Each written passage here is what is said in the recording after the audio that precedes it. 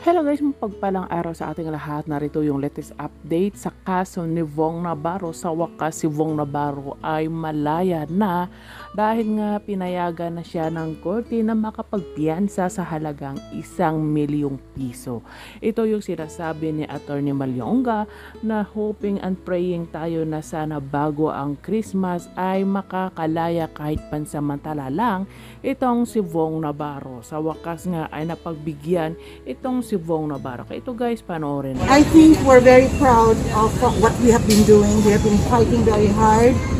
Ang tingin ko, nagawa natin ang lahat ng dapat gawin sa aming pananaw, lahat ng kailangan ipalabas namin. Christmas will be merry. Actually, ang hirap sabihin yung confident. Sinasabi ko to kasi pag sinabi mong confident kasi para bang baka mabastusan yung kote. Because as I said, it's the party trade design. But ang gusto ko sabihin, we have hopes and we're praying very hard. We're praying so hard na si Mr. Vong Navarro hindi nahihintayin pa ang Christmas. Even before Christmas, ay sana makapili na niya ang kanyang mga mahal sa buhay. That is our hope. That is our prayer. So ayun na guys, so kalat na ngayon sa social media na itong si Vong Navarro ay napagbigyan nga na makapagpiyansa sa halagang 1 milyong pisos.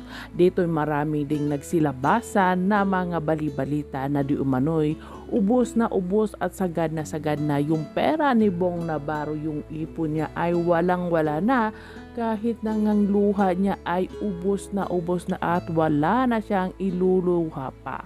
At ito pa ang balita na isang kaibigan ni Vong Navarro ang nagbigay o nagbayad ng pangpiyansa niya ng 1 milyong piso. Alam naman natin na hindi basta-basta ang kaso ngayon ni Vong Navarro. Labanan ng maraming pera, matira ang matibay. Marami nga nagsasabi kahit si Christopher Min na mauubos ang ipon ni Vong Navarro, lalo na wala siyang income ngayon at wala siyang trabaho. Kaya nga sinabi nga ng mga netizen na sana ay mapagbigyan si Vong Navarro na makapagpiyansa, makalaya pansamantala para naman makabalik sa kanyang trabaho sa It's Showtime, para sa ganun ay meron siyang kita o pera na income.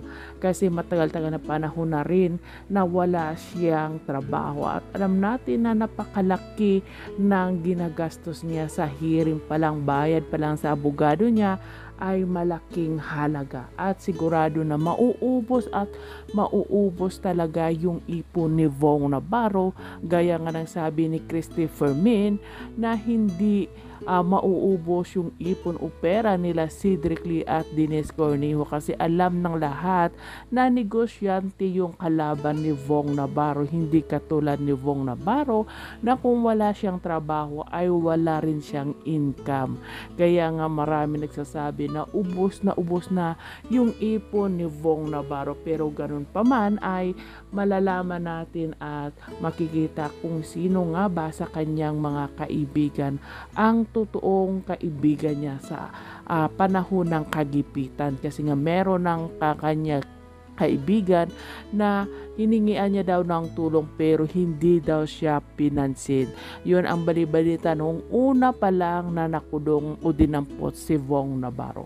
Pero ngayon ay marami siguro sa mga fans niya at mga naniniwala kay Vong Navarro ang magiging masaya o naging masaya sa balitang ito, kahit na medyo malaki yung pera na pangpiyansa kay Vong Navarro, pero at least ay makakalaya siya pansamantala at makapili nga ang kanyang mga anak at pamilya sa darating na Pasko at Bagong Taong.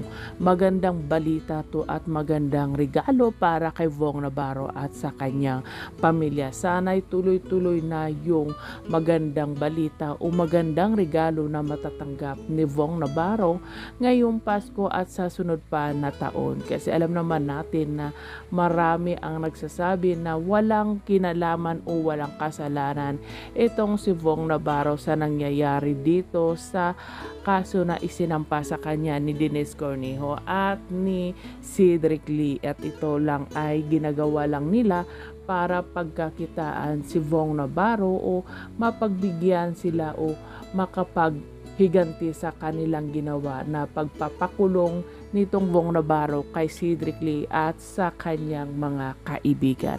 Pero hintayin natin kung ano nga ba ang magiging hatol sa kaso ni Vong Navarro sa darating na mga araw, kasi mahaba-haba pang mga usapin ang mangyayari pa dito at marami pang pera ang kailanganin ni Vong Navarro. Pero ganun pa man, andyan pa rin yung kanyang mga kaibigan na todo support sa kanya at hindi siya pababayaan.